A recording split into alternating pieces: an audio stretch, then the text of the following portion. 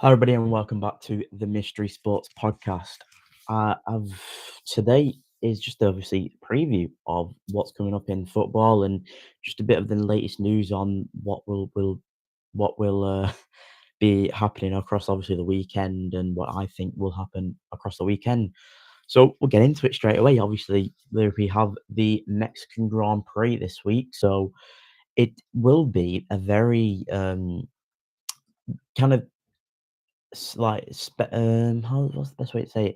It's quite a unique event, the Mexican Grand Prix, and we don't know what's going to happen. We don't know if Lewis Hamilton might win, or if Verstappen and Red Bull will be so dominant, or if the McLarens obviously can like get themselves back into winning ways, and see the Mercedes might perform well there. So we just don't know what will happen in the Mexican Grand Prix. It is a very special event, really, and it's going to be another late race, as like it was in the United States last time out. So if I just go through and tell you what's happening, so there we go. So obviously tonight, we do have practice one and practice two. So practice one is at 7:30, then practice two starts at 11 o'clock at night. So it's very late for them, sort of the schedule for today's practices. And then obviously tomorrow when the qualifying happens, the qualifying starts at 10 o'clock. So it's another late one then. And then the race on Sunday does start at 8 o'clock. So it's a bit earlier, but obviously it probably will finish about 10 o'clock because I mean, with the Mexican Grand Prix, there's always a safety car. I think with the past four races they've had there, there's always been a safety car. Not on the opening lap, but just in between the first 10 laps of the actual race. So obviously that'll be something to probably entertain us as the F1 fans, because we've not really seen the safety car come out for a while in a couple of races. I mean, obviously in Austin, you have Science obviously pulling up on the side of the track, and obviously it was a VSC, so the virtual safety car. And I mean, virtual safety car doesn't really do anything. Obviously, everyone has to reduce the pace by 40%, but it's not like amazing, really, is it? Like you'd want to see a safety car, everyone backed up, and obviously the pack is close, and then everyone can start racing. Just with the predictions of what I think will be happening for the Grand Prix, I think that Norris will have a better week. I think Piastri same as well. I think the two McLarens will be fighting definitely. I think Verstappen will just be dominant again, and I think he probably does win the race. So I'm going to go Verstappen P1, Norris P2, Leclerc P3, Russell fourth, Piastri fifth, and Hamilton sixth. I just think Piastri, he'll have a better kind of weekend than he did in Austin, but I just think that Verstappen will win, and Norris, I don't know. I think Norris can do well, but then again, like what happens every year, there's a safety car there, and there's always an incident. So if there's a situation where Piastri can take full advantage of like a Norris crash, or even if Verstappen or whoever's ahead of him crashes into him, then you never know what might happen there. But so it's very very interesting to see what will happen for the race, and I'm looking forward to it. I know it's a late one. I mean, a lot of us are on half term, so we obviously, if you're into F1, or even if you're not, watch it because F1's a brilliant sport. I know people say, "Oh, it's just cars going around in a circle," but every single lap there's something happening. Either a driver's getting close to making an overtake, or there's brilliant defensive driving and things like that. So it is brilliant. And then just to move on now, just something different. So I don't know if a lot of people know about Sheffield Wednesday, but they've been in a bit of a difficult position at the moment, and they're in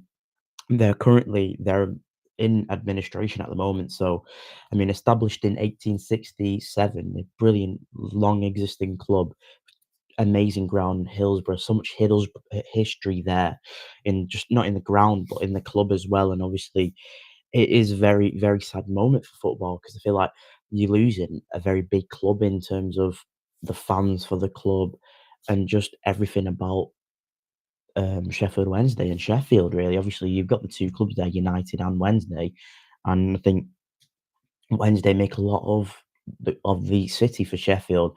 And obviously, unfortunately, when they've been placed in administration, the EFL have had to automatically deduct 12 points from them. So they're obviously having a 12 minus 12 taken off their points tally, which is obviously disappointing. No one wants to ever see that to a club. So obviously, with that kind of happening now, you're just like, it's really disappointing. And it is, no one wants to ever see that to a football club, for them to get minus 12 points, unless like they've cheated.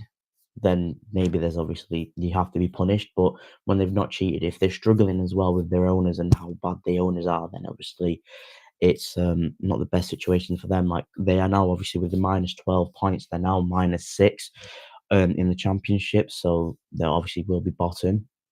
And then if I should they get the table up for them, obviously, yeah, if we look at the table, they're 24th, minus 6 points. Blackburn Rovers on 7, Norwich on 8. It's just not what you want to see, really. Sheffield United are on a really bad start, and they're on 9 points there. You just don't really want to see that from a club. Like, if you look, like, you'd think the Championship's a close fight and stuff, and then when you see that minus 6 points, they've got a lot of work to do. And even if they do manage to claw that gap, I think Sheffield Wednesday have gone. And obviously, under administration, I just don't think there's any kind of um, saving them, to be honest, unless they can find an owner who has who's billions, really. Because I think that's what football's come to at the end of the day. If you don't have billions, then you're not really going to get forward or like progress. Like, if you look at Wrexham, for example, they've got the money there, right, through Ryan Reynolds and who's the other guy, the other owner, you know what I'm on about. So obviously, they've got the money there to be able to spend all they want. That's why they flew through up the National League, League Two, and League One, because they have the money there and they have the financial backing. Obviously, they'll probably be a Championship team for a couple of years, and then they'll probably develop and get more backing, and then probably get into the Premier League. So that's probably what will happen with Wrexham. But you look at other teams who don't have that financial backing, there's no way that you're going to get up or put a challenge in for the Championship or even get into the Premier League. Like, look at the teams who are at the top of the Premier League, right? Championship, sorry. You've got Coventry. They've got a decent financial backing there. Middlesbrough, same again. They've got a decent enough financial backing. Then Millwall, Bristol, Charlton, Stoke, they're the top there from third to sixth. They've all got a decent amount of financial backing. And then you look at the other teams that are in the in Championship. You've got Leicester, they've got a huge financial backing, obviously previously being in the Premier League. West Brom, a decent amount. Watford, decent. Ipswich, obviously just coming there. Obviously Wrexham 15th. Obviously they've got an amazing financial support there from them. The likes of Southampton, Sheffield United all have a very, very strong financial backing. So that's why I feel like there's such a massive gap. And then you look at like the teams. So for example, if you go to like League One, you've got like teams like who are in League One. I can't remember who was in League One, but the teams in League One don't have that much of a financial backing. So I mean, Cardiff, they've got somewhat of a decent backing, but teams like Blackpool, for example, they've not really got the financial backing of the likes of Wrexham or the likes of other or bigger teams there. And you just like, there's got a lot of work needed to be done, really. And you know, it's just really a shame to see Sheffield Wednesday in this position, and they probably will go bust and they won't be a team anymore. And the people obviously losing the jobs, you don't want to see that. And the fans as well. I think for the fans' point of view, they're not going to watch their team anymore every Saturday. They'll be watching obviously the Premier League if they watch that, and a random team. And you're just like, it's very sad for them. But yeah, enough about the sad news though. Let's get onto the Premier League and the Premier League previews for this week. So there is a Friday night kickoff game. That is Leeds versus West Ham. So I mean, both teams struggling at the moment. The form's not been amazing. I'd probably say it will be a Leeds. I think it'll be a draw. I think it'll be a 1-1. I think West Ham they'll play better than what they did against Brentford. But I think Leeds at home, not too bad side. West Ham being quite poor this season. I think it'll be a draw, and it's the right kind of result there. Now on to Saturday, obviously there's no 12:30 kickoff. We have Chelsea versus Sunderland, which is a 3 o'clock kickoff game. I think Chelsea win that 2-1. I mean, I think Sunderland will put up a brilliant fight there away at Stamford Bridge, but I just think Chelsea will win. Newcastle, Fulham. Newcastle win 2-0. I think Valdemar will Verdemar, however you say the striker's name, he'll score. Again, he looks like a decent striker. I think Fulham, they're a good side. I just think Newcastle have too much for them, obviously, at St James's Park as well. You know how good they are there. Then the half-5 kickoff game, United versus Brighton. I'll do a bit more about that in a second. And then you've got an 8 o'clock kickoff game, which is Brentford versus Liverpool. And I think that game will be very entertaining. It's obviously Liverpool getting the win against Frankfurt 5-1, obviously in the week, and obviously Brentford battering West Ham 2-0. I think if Brentford turn up defensively sound, they play well like they did against United and Chelsea, put Liverpool under pressure, I think Brentford can win the game. Obviously, Liverpool, on the other hand, they need to turn up defensively, be sound, and the attackers need to be on it. And I think Hugo Ekitike needs to start. And if Hugo Ekitike doesn't start, I think I don't know why he's not starting. I think Arne Slot needs to sort that out. I think that result, though, I think it will be a draw. I think 2-2. I think Brentford can definitely score, obviously, through the long throw-ins and things, and how crucial they are. Not crucial, how brilliant they are at set pieces. I think that will hurt Liverpool.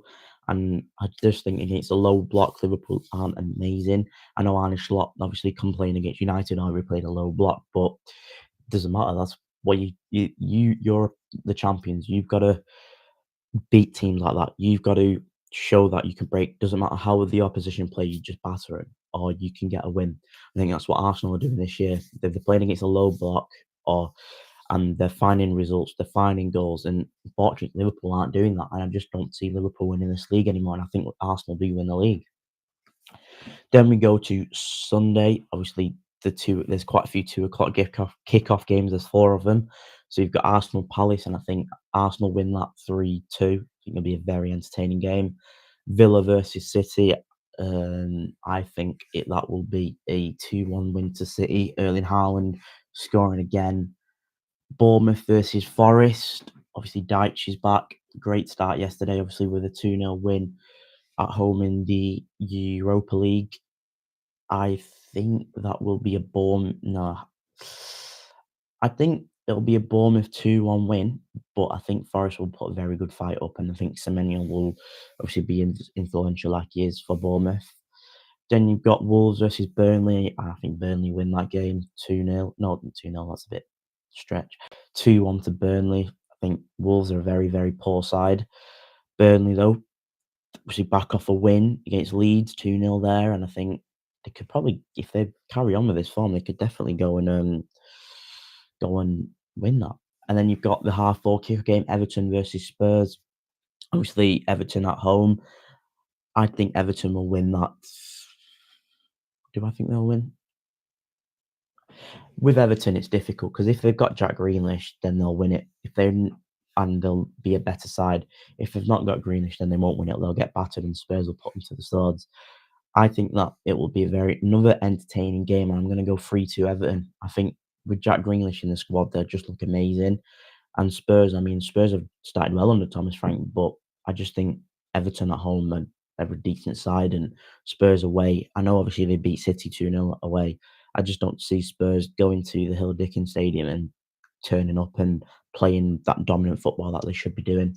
So I think it'll be an Everton 3-2 win. It's a bit of a bald one, but I'm going to go with that. So that was all the Premier League there for you, and obviously we'll go into the United. So the preview on that: United are playing tomorrow at 5:30 against Brighton and Hove Albion at Old Trafford. I'm going to say a United win, and I'm going to go 2-0 United. No, Brighton are a bogey team. I'm going to go 2-1 United. This is a must-win game for United. I know, obviously, we go to Anfield and you win through 2-1 there. You've got to go back it up, and at home, you've got to beat Brighton. Brighton are a bogey team. The last 8 games that we played against Brighton, we've only got 0.8 points from those games. So it's very, very, very difficult when United play Brighton. And obviously, that this can't happen this week or tomorrow because not only will Ruben Amorim be under probably even more pressure to go to Anfield and win than to lose the next following week at home against Brighton, I think he'll just be put under massive pressure. I think that United need to go out, the players need to go out and perform, and if they do not perform, then they'll get absolutely turned over by Brighton.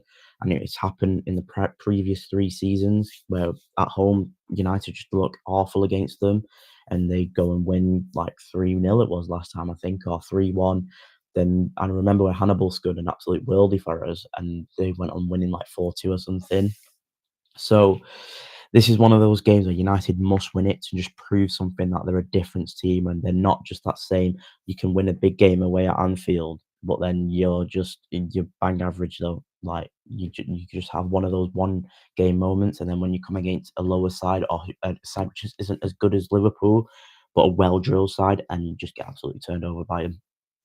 But I have a bit of confidence. I think that it will be a 2-1 win to United. I think we will play much better brand of football. I just think though with United at the moment, there's obviously a few worries where like the midfield we might just get turned over if we play Casemiro and Bruno. I'll go through my initial 11 or what I think will Ruben Amorim will do and what I would do. I just think we need to be careful of the midfield and Belieber as well. This is a huge game for him. Carlos Belieber, obviously for Brighton, his head will be racing. I wouldn't be surprised if he had an amazing game to try prove himself to obviously Jason Wilcox and Omar Barada because they'll be there. They'll be watching every game, and probably even Sir Jim will be there, and he'll want to impress them to obviously sign him because I think he wanted the move in the summer. Obviously, there was problems financially for United and how much Brighton were demanding because they were demanding like 100 million or something for him. So he's definitely not 100 mil play from this year. I mean, last week he had a brilliant game, but this week he probably will have one of the best games. It's just a thing that will happen. He'll want to play well. He'll want to prove that he's Man United quality. And fair play to the lad. If he does turn up and he bosses the pitch, fair play. And at United, if he turns up and he constantly keeps doing it, then there's what's stopping United to go and buy him. But yeah, so I'll go with my lineup or prediction what my lineup is. So can you see that? Is the sun a bit crazy? Do we want to put the blind down? Yeah, we'll put the blind down a little bit more so you cannot see that. There we go, layers of that. So yeah, this is what I think the lineup will be for United. So obviously Lemon's in net, Lenny Yoro playing, De Ligt and Shaw. Obviously, we know there's Ruben Amorim's come out today in the press conference saying that Maguire and Mount are doubts for the game. So if that is the case, then I'd definitely go Yoro, De Ligt, Shaw as my 3 centre halves. Dorgu's your left wing back, and Ahmad as your right wing back because he had a fantastic game against Liverpool. That's why we scored the opening goal through him. Bruno Casemiro has to be the centre mids. I think that I don't think he'll play Mainu, so I think he'll play Bruno and Casemiro. Cunha and Mbeumo, brilliant. We know how well them two played, and obviously Matheus Cunha was a fantastic performance against Liverpool. And then Shesko up front. I think, whoa, a bit of an absolute mare there. I think Shesko up front, well, it's just a different challenge for others and the centre backs. I think, obviously, with Mason Mount also being a doubt for the game, I just don't know if that um, will set him back and he'll probably play Shesko, so I think that will happen. I did put Delo there because I think Delo might play. Just Ruben Amorim loves Delo, maybe because he's Portuguese connection or something, but he just loves Delo. What's just came into my mind now, I think that if he doesn't play, um, let's say he doesn't play Shesko, right? I'm going to write this down. It could go something like this. So he could play, we'll go